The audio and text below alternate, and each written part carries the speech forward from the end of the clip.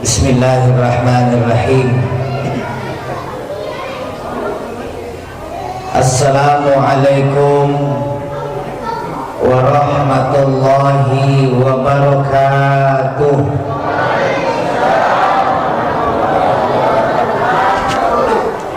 Allah berfirman di dalam Al-Quran, A'udzu billahi minasyaitonir rajim. Subhanalladzi asra bi'abdihi laila minal masjidil haram ilal masjidil aqsa alladzi barakna haula linuriyahu min ayatina innahu huwas sami'ul basir. Maha suci Allah yang telah memperjalankan hambanya di malam hari. Jadi Isra atau Asra artinya berjalan di malam hari. Berapa lama perjalanan? Laila, sedikit dari malam itu. Jadi kalau al-laili itu satu malam 12 jam. Kalau lail itu lailan, hanya sedikit dari malam itu. Bahkan ada riwayat yang mengatakan waktu Nabi pulang Isra Mi'raj itu apa ini tempat tidurnya, kasur atau tikar yang dipakai tidur Nabi, waktu Nabi pulang Isra Mi'raj masih hangat-hangat kuku, Pak. Jadi belum dingin itu tempat tidurnya Nabi datang. Begitu cepatnya perjalanan Isra Mi'raj. Kejadiannya yang disepakati oleh sebagian besar ulama sejarah, peristiwanya di malam 27 Rajab. Meskipun ada yang bilang bukan, di bulan Rabiul Awal. Ada juga yang bilang bulan Muharram. Yang jelas Bapak Ibu, malam itu malam yang sangat istimewa. Waktu Nabi mau dijemput oleh Allah, malam itu cuaca sangat cerah. Tidak ada bunyi-bunyi alam. Angin bahkan hampir tidak bertiup, saking tenangnya. Tidak ada anjing yang melolong, tidak ada ayam yang kotek-kotek, tidak ada jangkrik yang bunyi, tidak ada kucing yang pacaran. Itu tengah malam nagangu kucing pacaran, mau, tidak mau, mau, tidak mau. Tidak ada kucing pacaran. Malam itu cuaca sangat cerah. Kenapa? Karena akan ada perjalanan yang istimewa, yaitu perjalanan seorang manusia paling mulia dari seluruh manusia menuju kepada Allah atas undangan Allah. Nabi Musa, Pak, naik ke Bukit Tursina. Di atas Bukit Tursina Nabi Musa mengangkat tangannya, "Ya Allah, saya mau ketemu, saya mau melihat Engkau."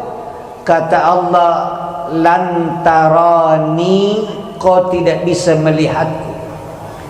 Ada 70 dinding pembatas hijab antara saya dengan engkau. Bagaimana mau bisa lihat? Ini saya satu dinding, kita tidak bisa lihat keluar. Ternyata kata Allah, antara engkau Musa dengan saya ada hijab pembatas 70 lapis. Jadi tidak bisa dilihat. Tapi Nabi Musa tidak bisa melihat Allah di dunia. Lan, nun di situ. Lantaroni, tidak bisa lihat di dunia. Nanti di akhirat bisa lihat. Seandainya dibilang lam taroni, tidak bisa melihat selamanya. Seperti lam yalid wa lam yulad. Allah tidak beranak, tidak diperanakkan selamanya di dunia dan di akhirat. Lam. Tapi kalau lan, ya tidak selamanya di dunia aja. Jadi bapak-bapak, ibu-ibu, di dunia ini kita tidak lihat Allah langsung. Tapi nanti kalau kita masuk surga bisa lihat Allah langsung. Wujuhu yawma idzin nadhira. Nanti kita melihat Allah nyata, tapi di dalam surga. Ya, makanya kita berusaha masuk surga. Kalau di neraka tidak bisa. Jadi bapak-bapak, ibu-ibu, Nabi Musa minta bertemu dengan Allah, ternyata tidak diperkenankan. Hancur engkau Nabi Musa kalau engkau melihatku sekarang. Tapi Nabi kita Muhammad sallallahu alaihi wasallam tidak pernah angkat tangannya minta ketemu. Tidak pernah minta ketemu, tapi beliau diundang oleh Allah Subhanahu wa taala. Itu kalau kita yang diundang pasti mudah. Kalau bapak ibu bikin permohonan audiens dengan wali kota, kita tunggu jawaban ada waktunya atau tidak. Tapi kalau wali kota yang kirim surat ke sini, datang tanggal sekian, pasti langsung ketemu. Itulah kemuliaannya Nabi. Maka pada malam itu datanglah malaikat Jibril ke rumahnya Nabi. Nabi lagi baring-baring tidur. Jam berapa? Ya habis sholat isya. Sementara main ikatan cinta. Ternyata banyak kena virus ikatan cinta di belakang. Sementara baring-baring antara tidur dan tidak, datanglah Jibril menyampaikan undangan. Ya Rasulullah, undangan dari Allah. Kemana?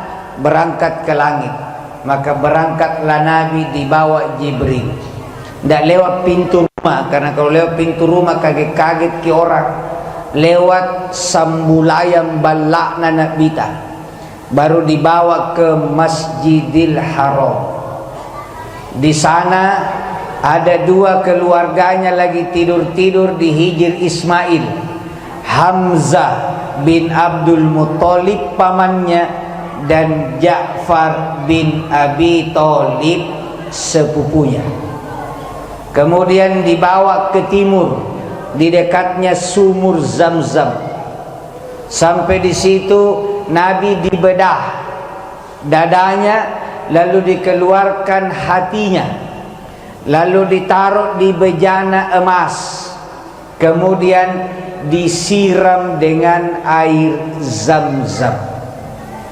Saya ulangi, disiram dengan air Zam-Zam, bukan dicuci.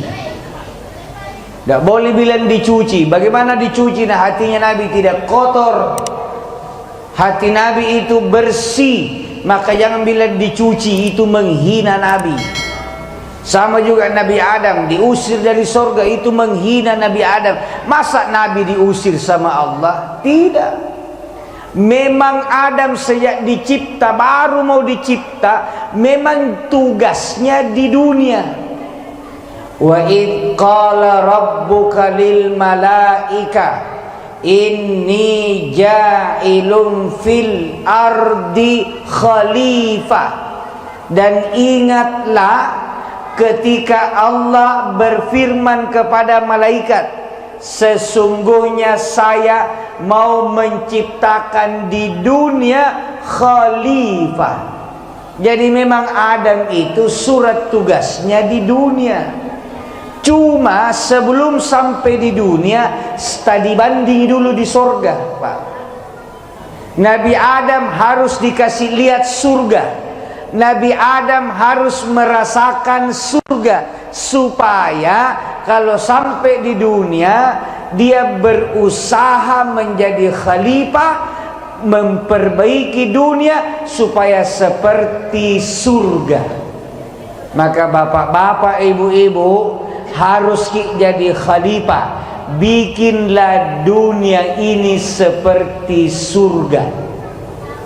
Bikin rumah tapak seperti surga. Ibu-ibu, ibu, sampai tanggal berapa di dunia di rumah tak surga? Sampai tanggal 5 atau sampai tanggal 30? Sampai tanggal 5. Ya, kalau habis gaji, Ustaz, bagaimana kita mau tenang-tenang kok dong, gajinya suami itu cuma 16 koma. Tanggal 16 sudah koma. Itu namanya 16 koma. Jadi Nabi Adam dibawa ke surga untuk melihat suasana surga dengan dua misi. Pertama, kalau sampai di dunia, jadikan dunia seperti surga. Yang kedua, kalau ada yang tidak percaya surga, kasih tahu saya sudah pernah melihatnya. Makanya kita harus percaya surga, karena sudah ada orang yang pernah ke surga. Kemudian sesudah dibedah dadanya, disiram air zam-zam, dimasukkan kembali. Kemudian siap-siap Nabi berangkat ke utara menuju Palestina dengan kendaraan super cepat, namanya burak. Burak ini binatang yang lebih kecil dari kuda, lebih besar dari keledai. Kakinya setiap melangkah sepanjang pandangan mata kecepatannya satu kali melangkah. Kalau menanjak, kaki belakangnya memanjang. Kalau turun, ya lembah atau menungging, kaki depannya panjang. Jadi selama perjalanan Nabi tidak pernah naik turun itu badannya burak.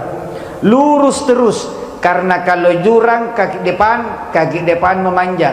Kalau naik manjak, kaki kiri yang panjang, kaki belakang yang panjang.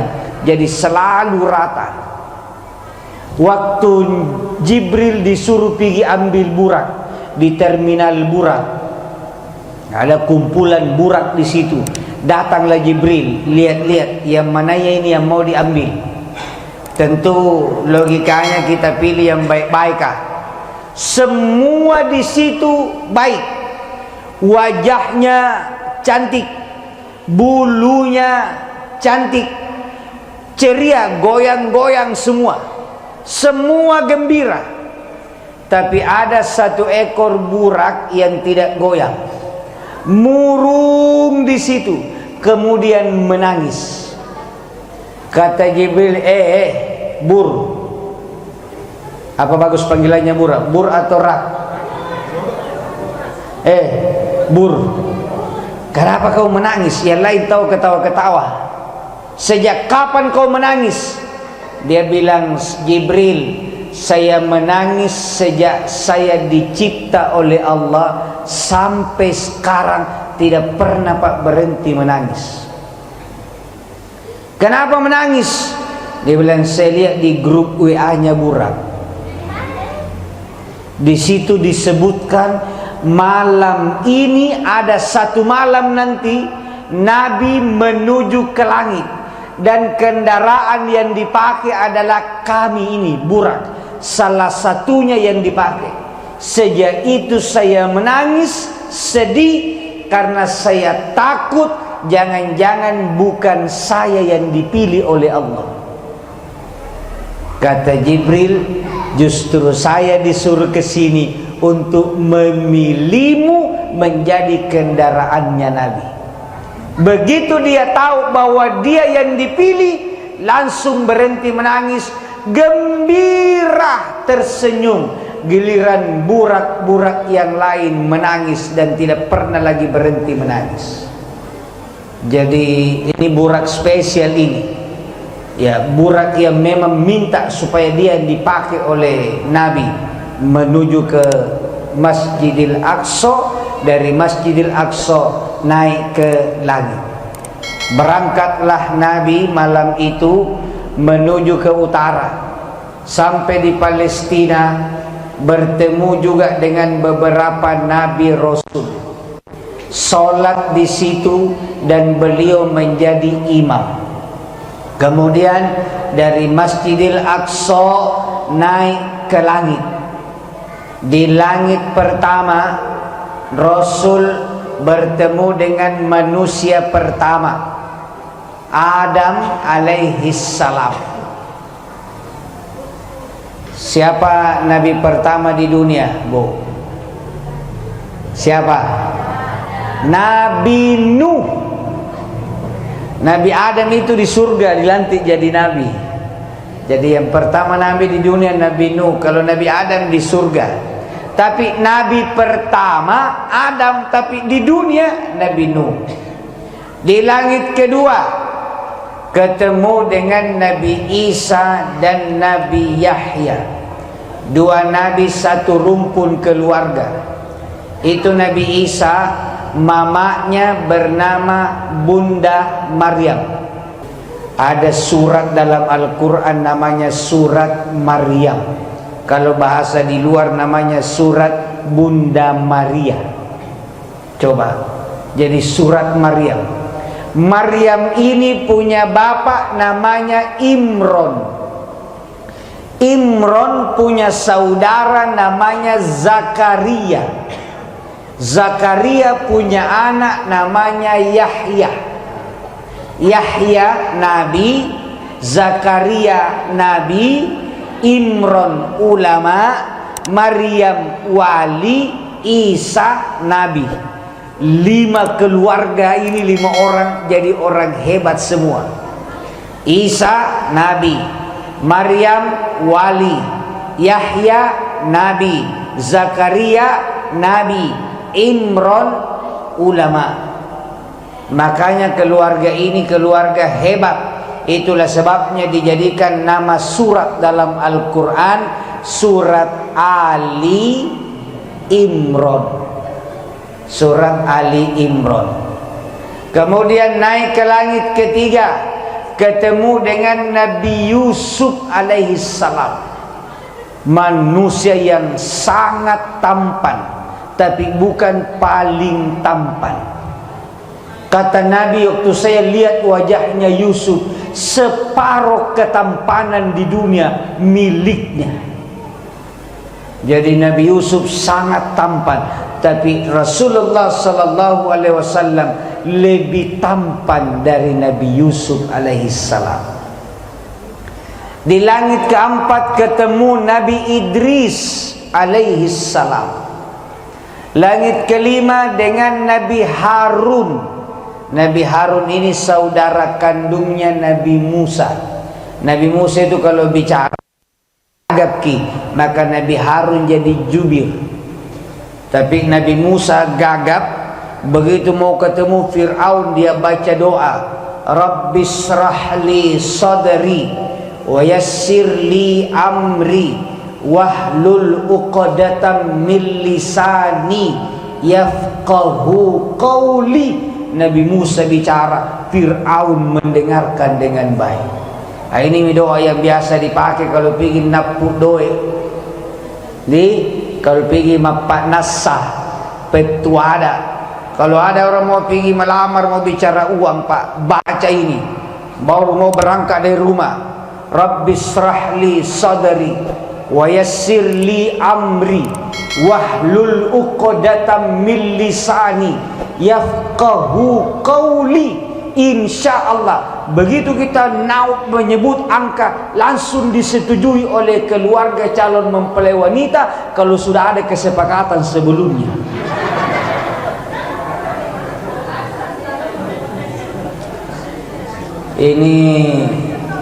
Ini kalau pergi mapetua ada orang atau pergi Pak Nasa, lamanya baku tawar-tawar, dan bukan barang dagangan itu.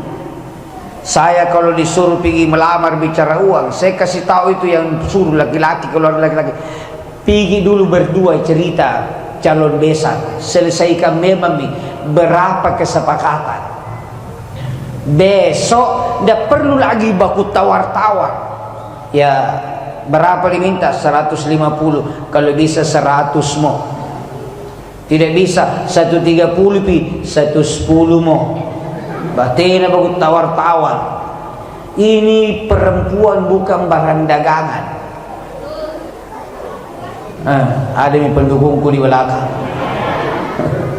Makanya yang bagus itu kata Nabi, wahai laki-laki, maksimalkan kemampuanmu, dan wahai perempuan, mudahkan pernikahanmu. Jadi bapak-bapak dari perempuan mempelai wanita calon, mudahkan. Sementara keluarga laki-laki maksimalkan. Jadi kalau keluarga laki-laki bertanya, berapa kira-kira pamaseta, berapa kira-kira yang diharap untuk kubawa uang belanja, keluarga perempuan menjawab, berapa yang bapak anggap ringan tapi tidak merendahkan keluarga bapak. Terserah. Kalau dia bilang 10 juta jina ringan, terserah, kalau kita tidak malu. Jadi berapa yang menurut kita sudah tidak memberatkan tapi juga tidak merendahkan. Kamalu tonji itu kalau mobilnya 3 na 20 juta na bawa. Jadi biar laki-laki yang mengukur kemampuannya sesuai dengan harkat dan martabatnya. Kayaknya kalau saya ini 150 juta bina cocok karena rumahku lantai 7. Terserah dia. Perempuannya tidak boleh bilang kenapa na begitu ji. Coba saya pernah membawa ada orang pergi cerita uang. Coba yang perempuan ditanya berapa, laki-laki bertanya berapa kira-kira, laki-laki perempuannya menjawab berapa yang kita mau bawa. Laki-lakinya tidak mau kalah, dia keluarkan cek, baru kosong bilang tulis berapa yang kita mau tulis. Coba kalau begini pelamaran. Jadi sama-sama menghargai dirinya, tidak perlu disebut.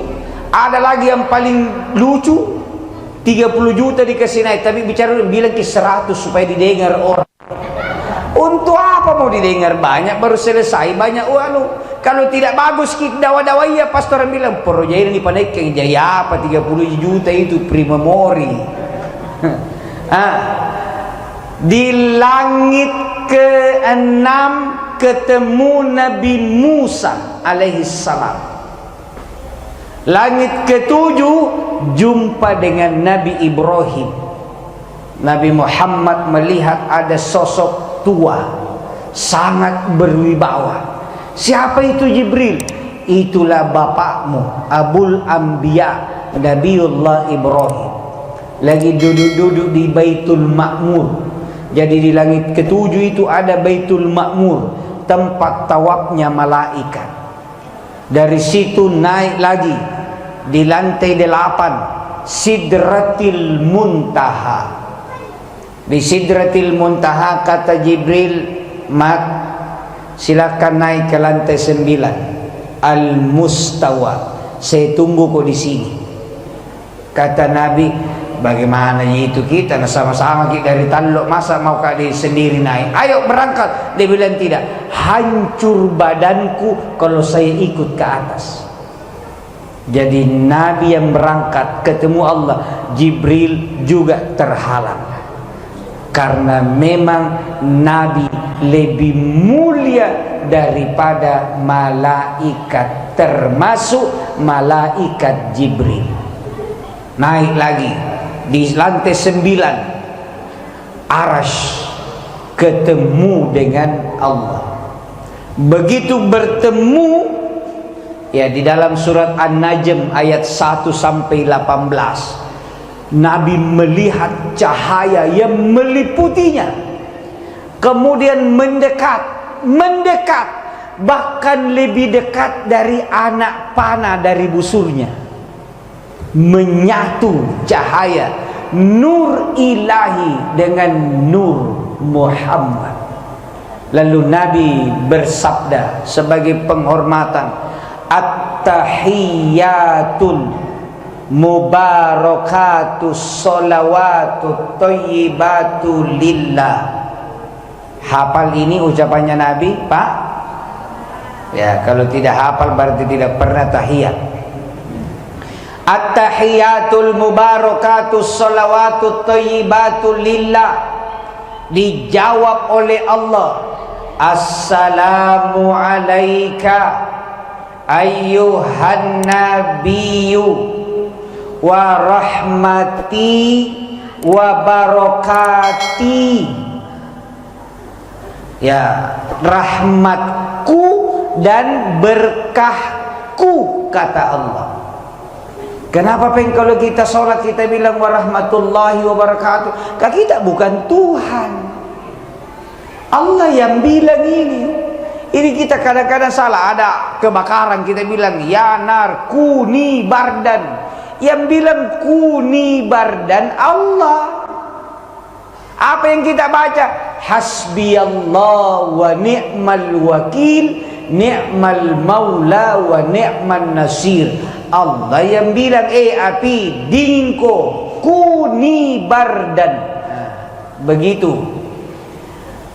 Lalu begitu Allah bilang warahmati wa barakati, Nabi jawab lagi, assalamu alaina, keselamatan bagi kami semua, keluarga kami, umat kami, wa ala ibadillahis, apa sambungannya Bu? Salihin. Salihin ini kata kunci. Kalau Nabi hanya mengatakan assalamu alaina wa ala ibadillah, titik, salam juga keselamatan untuk keluarga, untuk kami dan hamba Allah, maka seluruh manusia masuk surga dan dunia kacau. Biar koruptor masuk tonji di surga karena dia juga hamba Allah. Pak Yabo, Pak Inung, Pak Botoro, busa-busa, sabu-sabu. Tapi Nabi mengatakan wa ala ibadillahis salihin, hamba-hamba Allah yang soleh. Maka yang boleh masuk surga hanyalah yang soleh. Yang tidak soleh, biar namanya Muhammad Saleh, tidak masuk di surga. Saya masuk surga Ibu, kenapa? Nama aku Siti Saleha, belum tentu. Biar Siti Saleha, Siti Soleha, kalau orangnya tidak soleh, soleha, tidak bisa masuk surga. Apa itu soleh? Soleh adalah kebaikan, melakukan kebaikan. Jadi kalau ada bapak-bapak, ibu-ibu 5 waktu sholat di Masjid Nurul Qalbi, tapi 5 kali juga berkelahi dengan tetangganya, tidak bisa masuk surga. Ada yang bisa biasa begitu?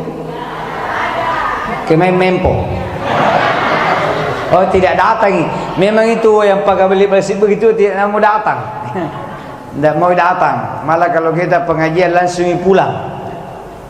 Ada begitu, kalau diumumkan sebentar ada pengajian langsung pulang. Ada pengurus masjid mengeluh, Ustaz, bagaimana jalan keluarnya ini? Kenapa? Ada jamaah di masjid kalau dibilang ada pengajian langsung ambil sajadahnya pulang. Saya bilang, carata kasih pengumuman salah. Dia bilang, tidak, bagus. Aku bilang ada ceramah sebentar pulang. Saya bilang, itu mina pulang, ganti pengumumannya. Bagaimana? Bapak-bapak, ibu-ibu, sesudah sholat sunat sebentar akan dibacakan ayat-ayat suci Al-Quran disertai sedikit penjelasan. Mohon duduk tenang, karena hanya setan, jin dan iblis yang lari terbirik-birik kalau Quran mau dibacakan. Tinggal semua itu. Kata aku gini, bilangi jin iblis. Jadi jangan bilang ada ceramah lari, kalau bukan kelompoknya penceramah tidak mau tinggal.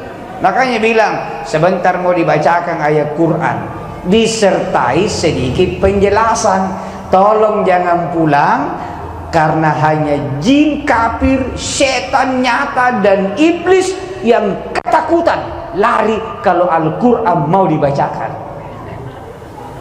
Ya, catat baik-baik ini konsep, ini protokol.